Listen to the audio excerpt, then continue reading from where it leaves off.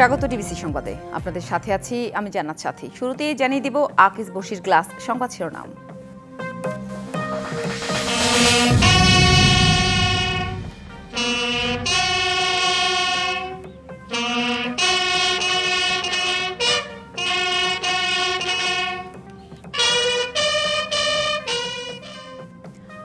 স্বাধীনতার ৫৪ বছর উদযাপনে বাংলাদেশ, ৭১-এর বীর সন্তানদের স্মরণ, জাতীয় স্মৃতিসৌধে রাষ্ট্রপতি ও প্রধান উপদেষ্টার শ্রদ্ধা।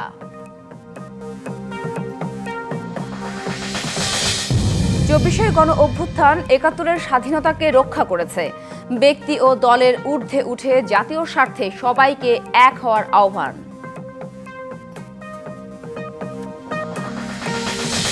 দ্বিতীয় স্বাধীনতার কথা যারা বলে তারা ৭১-কে ছোট করে বলছে বিএনপি। ২৪-কে মুখোমুখি দাঁড় করানোর উদ্দেশ্য অসৎ মন্তব্য নাহিদের।